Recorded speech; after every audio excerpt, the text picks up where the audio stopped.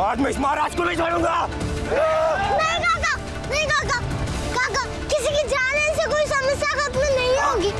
कोई आगे नहीं आएगा। कोई आगे नहीं बढ़ेगा, लेकिन मैं आगे बढ़ूंगा। ये जो आप गलत कर रहे हैं उसे रोकने के लिए मैं आगे बढ़ूंगा। चाहे तो आप मुझे मार सकते हैं। भीम, तुम नहीं समझ रहे हो, ये लोग इतनी आसानी से नहीं मानेंगे। हमारे और तुम्हारे आग्रह करने से इन लोगों के हृदय में कोई परिवर्तन नहीं आएगा। सदियों से हम सब आग्रह ही करते आए, क्या मिला हम लोगों को? कुछ मिला? इन लोगों का अहम बहुत बड़ा है, और जिनका अहम बड़ा होता है उन्हें गुरूर बहुत होता है, और गुरूर को चकनाचूर करने का यही एक रास्ता है जो मैं करने जा रहा हूँ। नहीं काका, हिंसा की एक घटना अहिंसा के साथ किए गए कई सालों के संघर्ष को खत्म कर देती है। भले ही हम समाज के नजर में उनके बराबर ना हो, लेकिन हम उनसे अलग हैं। हम किसी का दमन करके नहीं जीते हैं। हमारा अस्तित्व आज भले ही साफ सफाई करने का हो, लेकिन हम लोग अपने अस्तित्व के लिए किसी दूसरे जात को प्रताड़ित नहीं करते हैं। मैं तुम्हारी तरह पढ़ा लिखा नहीं हूँ, इसलिए मुझे ना अपनी बातों के जाल में मत फंसाओ। मैं इस महाराज को काका, काका मैं आपको सरलता से समझाता हूँ कि कुछ वक्त के लिए आप मान लीजिए कि मैं आपका बेटा ही हूँ, और क्या आपको पसंद आएगा कि आपका बेटा आपको किसी की जान लेते हुए देखे?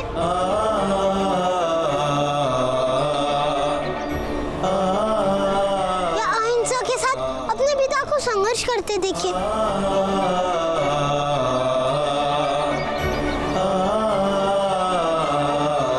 भाई साहब, बीवा ठीक कह रहा है, मत कीजिए ये सब।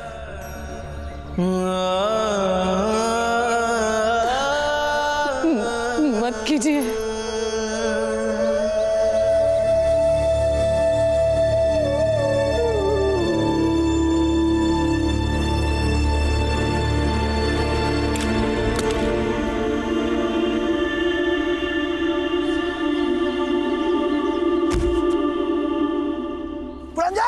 नहीं, तेरी इतनी हिम्मत, महाराज को मारेगा तुम्हें जा से। हट जा तू लोग। नहीं, देखिए देखिए, माफ कर दीजिए इन्हें, गलती हो गई इनसे, मैं माफी मांगती हूँ। और कुछ हुआ तो नहीं है ना, कुछ किया नहीं है इन्होंने। कुछ होने का इंतजार करे क्या? क्यों बिद्दी, बहुत न्याय की बातें करता है।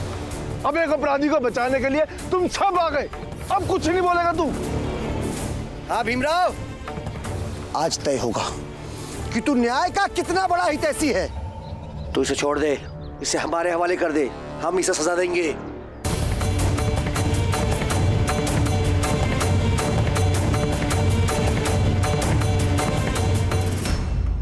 ठीक है, हम पुरंजन काका को आपके हवाले कर देंगे। आपको जो सजा देनी है आप दे दीजिए, लेकिन उसके साथ आपको भी उसे सजा देनी होगी जिसने आई के गहने ले लिए, बस एक घाट के बदले। और उसे भी सजा देनी होगी जिसने पुरंजन काका को खाई में फेंक दिया, जिससे उनका एक पैर टूट गया। और उन्हें भी सजा देनी होगी जिन्होंने दामोदर को जान से मारने की कोशिश की थी।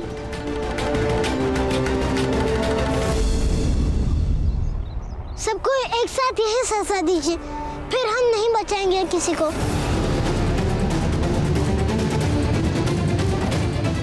ये लड़का तो बहुत ही तेज निकला, अब अगर उलझेंगे तो हम खुद फंस जाएंगे, और अंत में यह हमें सबके सामने गुनहगार साबित करेगा। प्रायोगिक घटना घटी है और तुम सब समझ नहीं पाए ईश्वर की लीला। अभी हम सब क्रोध पर नियंत्रण रखने की बात कर रहे थे।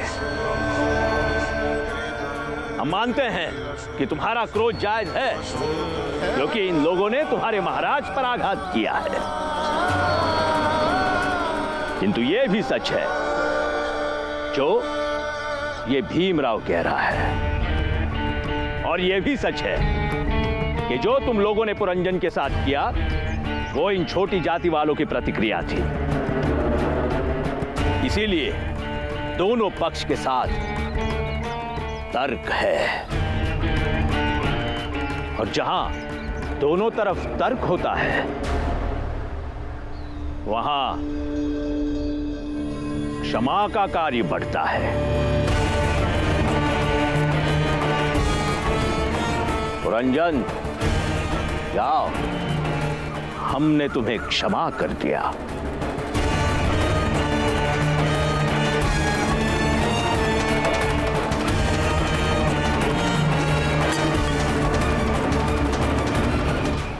महाराज जी, पुरंजन काका ने निसंदेह अपराध किया है, लेकिन इनके अपराध को ढाल बनाकर अब इन सब के अपराध को नहीं छुपा सकते हैं।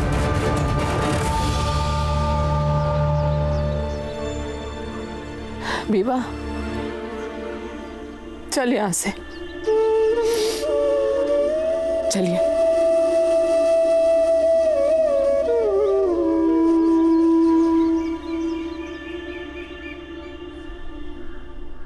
और कुंदन काका, अब जब तक हमें कहने नहीं देंगे, हमारा विरोध चलता रहेगा।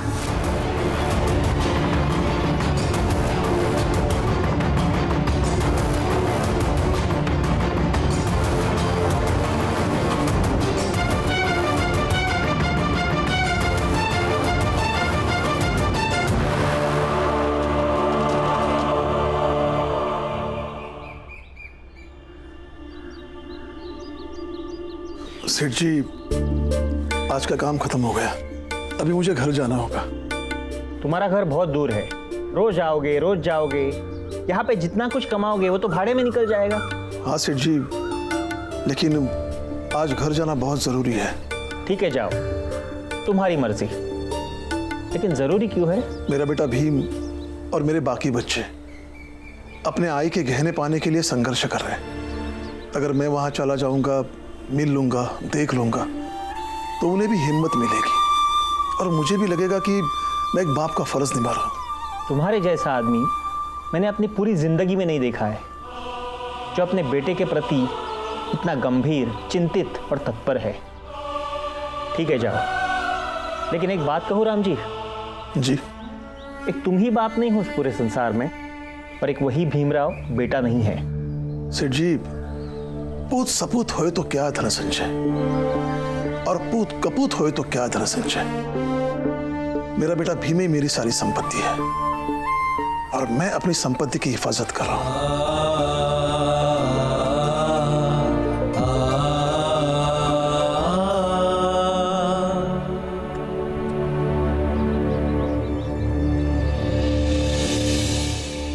कहने दो, नहीं तो हम नहीं जाएंगे। कहने दो, नहीं तो हम नहीं जाएंगे। कहने दो, नहीं तो हम नहीं जाएंगे। कहने दो, नहीं तो हम नहीं जाएंगे। कहने दो, नहीं तो हम नहीं जाएंगे। कहने दो, नहीं तो हम नहीं जाएंगे। अरे इनका गहना वापस कर क्यों नहीं देते? मुझे तो ये समझ नहीं आ रहा कि तुम जिद पर क्यों अड़ी हो। इसलिए क्योंकि मुझे जरा भी अच्छा नहीं लग रहा कि इस तरह से सुबह से लेकर शाम तक ये लोग नारे लगाते रहे। तो लगाने दो ना नारे, थक जाएंगे चले जाएंगे। पर ये तो गलत है ना, इसीलिए हम लोग आज तक बेऔलाद हैं। आपका लालच इस हद तक बढ़ गया है कि ईश्वर ने भी हमारी खुशियों से अपना मुंह मोड़ लिया है। जबान चलाती है और कहीं की बात को कहीं मत जोड़। कहने दो, नहीं तो हम नहीं जाएंगे। कहने दो, नहीं तो हम नहीं जाएंगे। कहने दो, नहीं तो हम नहीं जाएंगे। कहने दो, नहीं तो हम नहीं जाएंगे। कहने दो, नहीं तो हम नहीं जाएंगे। कहने दो, नहीं तो हम नहीं जाएंगे।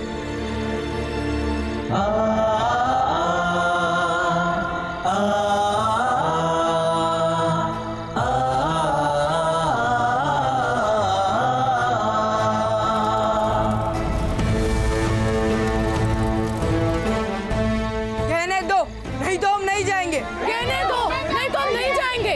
कहने दो, नहीं तो हम नहीं जाएंगे। कहने दो, नहीं तो हम नहीं जाएंगे। आनंद, कहने दो, नहीं तो हम नहीं जाएंगे। बाला और भीम कहाँ हैं? कहने दो, नहीं तो हम नहीं जाएंगे। जी कहने दो, जी, नहीं तो पुरंजन हम भाई नहीं साहब जाएंगे। चाकू लेकर महाराज को मारने के लिए गए थे। क्यों?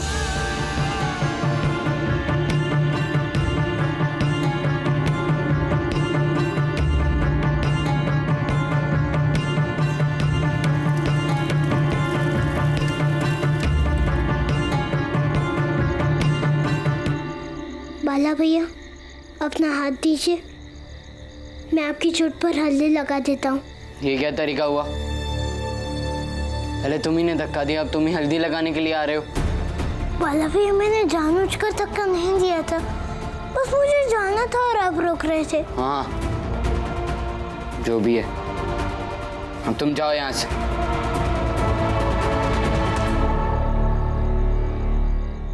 मैंने कहा ना जाओ यहाँ से।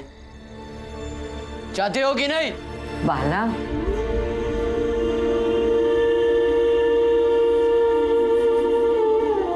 क्यों जाएगा रे? जहां तुम दोनों की धक्का मुक्की हुई थी, वो दो विचारधाराओं की लड़ाई थी, और अभी तुम्हारे लिए भीम हल्दी लेकर आया है। वो एक भाई का प्रेम है।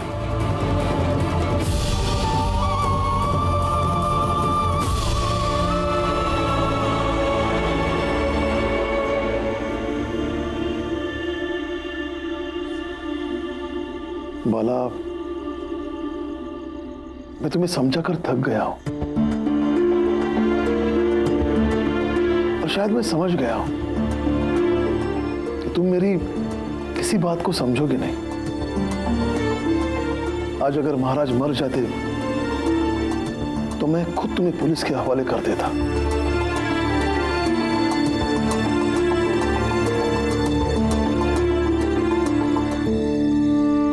खैर,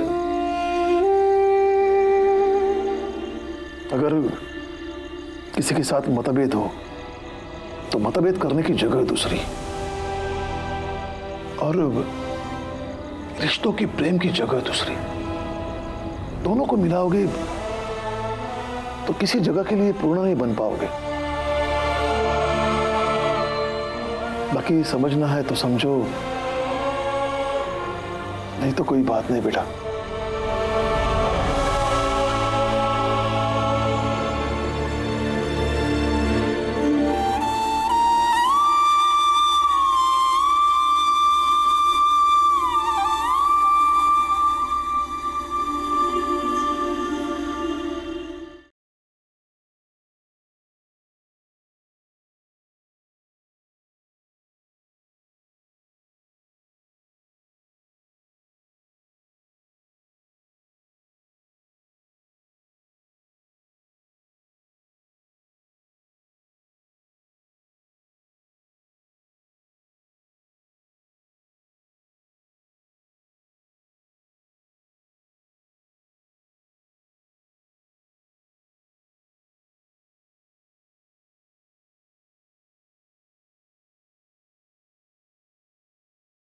ठीक है, हम पुरंजन काका को आपके हवाले कर देंगे।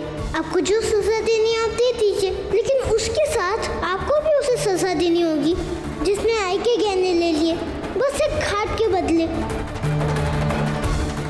पुरंजन काका ने निसंदेह अपराध किया है, लेकिन इनके अपराध को ढाल बनाकर अब इन सब के अपराध को नहीं छुपा सकते हैं। हमने आज तक किसी को इतना तेज और इतना समझदार नहीं देखा। निस्संदेह उस बालक में कुछ अलग बात है, किंतु ये बात उस जाति के बालक में है, हमारी जाति के बालक में नहीं। और यही सबसे बड़े दुख की बात है।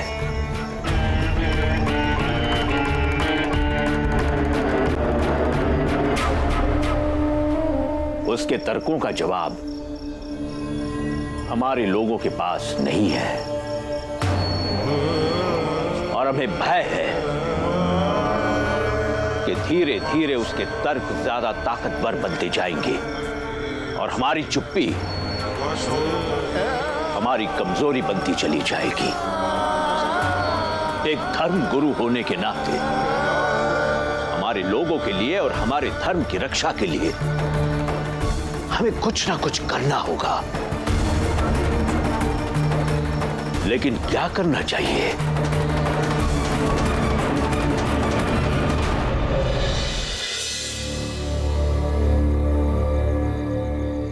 बाला भैया, आप मानो या ना मानो, इस दुनिया में आपसे सबसे ज्यादा प्रेम मैं करता हूँ। और मैं भी जानता हूँ कि आप भी मुझसे उतना ही प्रेम करते हैं जितना मैं आपसे करता हूँ।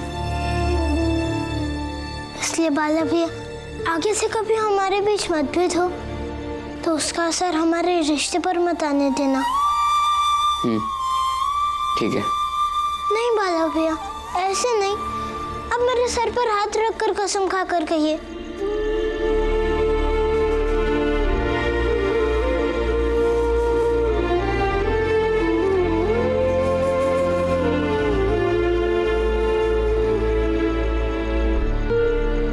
मैं तेरे सर पर हाथ रखकर कसम खाता हूँ कि हम दोनों के बीच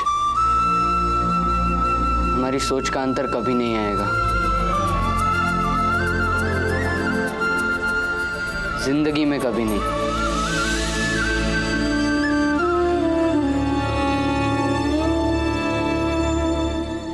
भैया, मेरी वजह से भाभी और बच्चे इतनी ठंड में अपने गहने के लिए खड़े हैं और मंजुला यहाँ मेरी सेवा कर रही है। मुझे नहीं अच्छा लग रहा है। ये तो अच्छी बात है ना, सेवा करने का मौका मिला। और हाँ, अच्छा किया मुझे याद दिला दिया, खाने के साथ कंबल भी लेकर जाना है। हाँ बाबा, मैं आपके लिए खाना लगा देती हूँ, बाकी सबके लिए खाना बांध देती हूँ। नहीं बेटा, तुम सबका खाना बांध दो, हम वहां साथ मिलकर खाएंगे। मैं कंबल लेकर आता हूँ।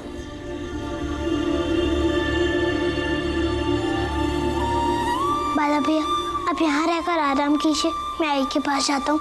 नहीं, मैं भी तुम्हारे साथ चलूंगा। लेकिन आपको तो चोट लगी है। जिनके गहने वापस लाने हैं वही तो हम दोनों की है ना।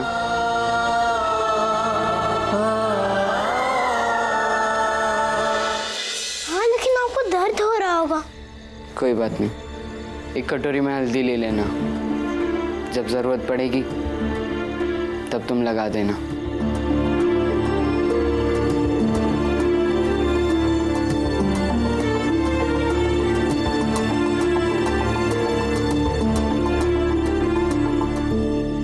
बाला, तुम भी साथ चलो।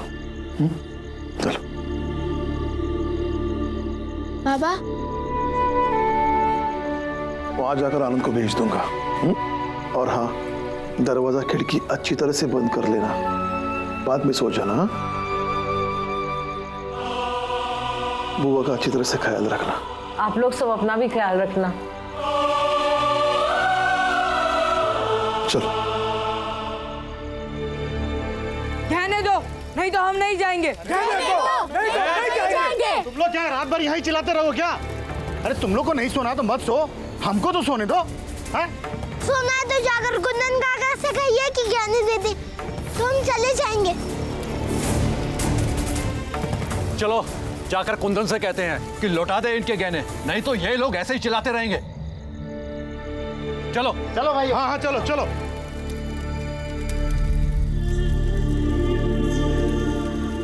आप लोग भी अपने अपने घर जाइए, यहाँ कहाँ रात भर ठंड में रहेंगे। रामजी भाऊ, हम लोग खा पी कर आए, आप चिंता मत कीजिए।